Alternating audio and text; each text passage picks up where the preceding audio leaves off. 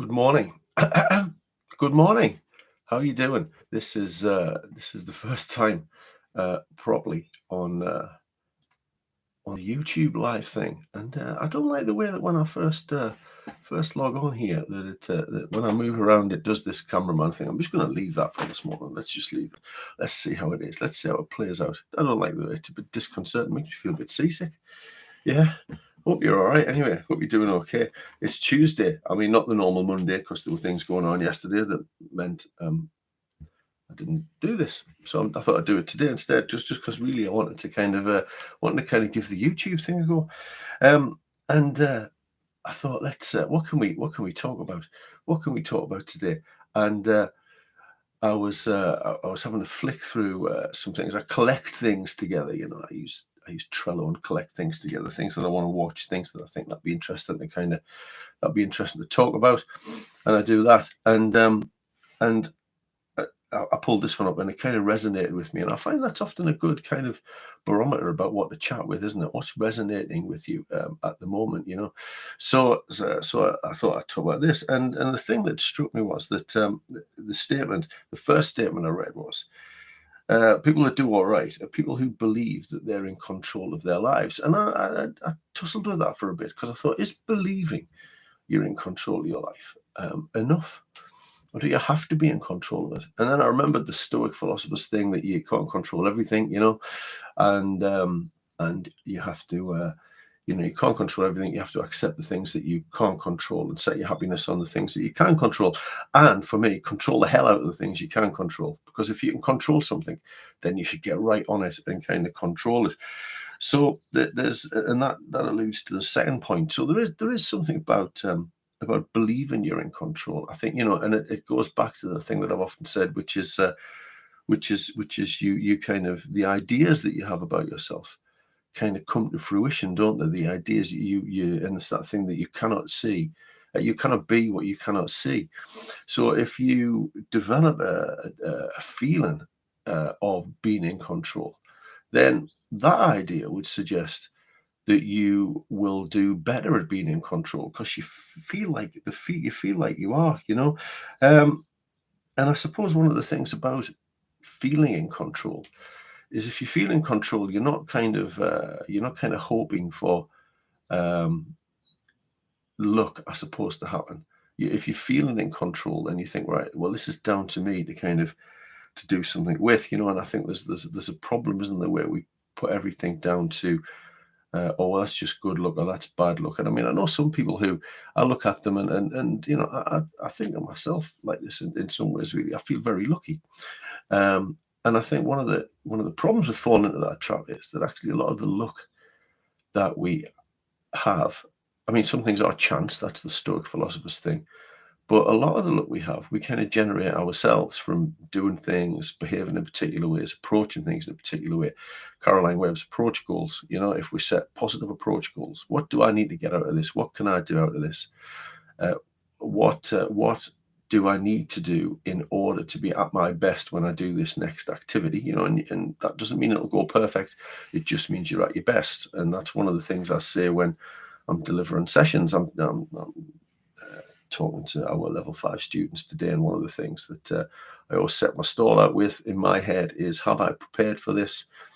Have I contemplated what I need to do, what I want to do? Have I done all of that stuff?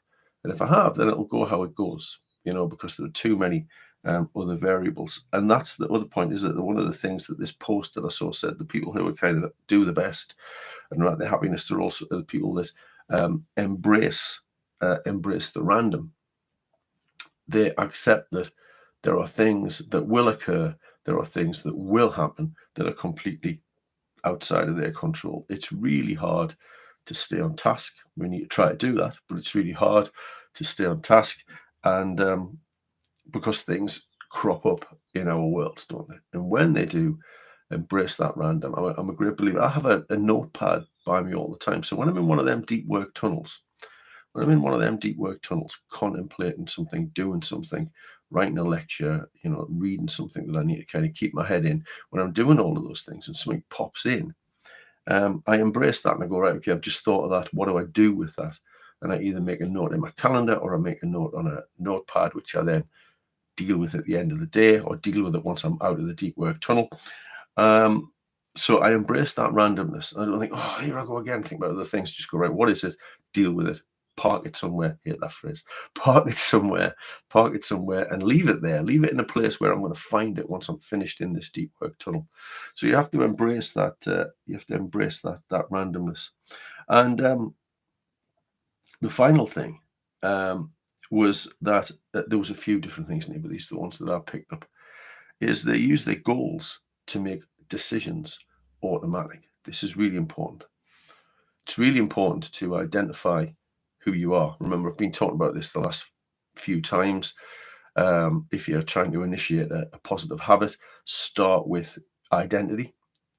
Who are you, or who you want to be? What's your identity? Figure that out. Then come up with a process to achieve the goal that you're going to connect to that identity. Because what that does is it makes the decisions automatic, I suppose, or it should, ideally. And we are but weak human beings, so it might not work all the time. But for example, I'll post in the chat as well that I'm busy. I'm busy keeping a blog, and I talked about this last week. I'm busy keeping a blog on Substack. I'm going to share this right now with you. I'll share today's anyway, and then from that you can find what you need. It's good this, because I can pop it into there as I'm going. I'm embarking on a weight loss endeavor, and it's going well. Yesterday it went well from a terms of healthy eating point of view. Didn't go quite so well from the fact I just ate too much. I've still lost a little bit of weight today, which is really, really positive. But the point is, and we did a whole lot of things yesterday. Did a whole lot of things like prepared salads and prepared, beanie, ricey things for the day. Because now for today, my decisions are automatic. I've automated those decisions. And when I say that, what I mean is, like, I don't have to think about what to have for my lunch today, because it's already there, it's already prepared. I just need to spoon some of it into a smaller container. Happy days, we're off. We didn't have to think about what to have last night for a meal, because there were things already prepared. So thinking about the goal I have to be fitter and healthier, and that's the main thing. It's not the number on the scales. I was writing about this today. It's not the number on the scales. It's important. I need to emphasize that, because if you are a particular number, and whether that number is your waist size or whatever, or the number on the scales, doesn't really matter. If you're happy and healthy, it doesn't matter, does it? But if your goal is to get that number down, then it does matter. And we all have our own journey with that, and we all have our own focus, I suppose, on that. So the point is, in setting those things up and in doing those things, the decision becomes automatic. I do love a beer, so I've ordered some non-alcoholic beers. They'll be in the fridge. That'll be the first thing I see. So when I go for a beer, I'll see non-alcoholic beer. Make it easy for yourself, because we're not very good at this kind of stuff. And I mean not very good at this kind of stuff in terms of all the stuff we do. We will easily, we take the course of least resistance. So if I open the fridge door and there's salads and rice salads and non-alcoholic beer and all that kind of stuff in there, that's easy. Just do it. We have to make it easy for ourselves.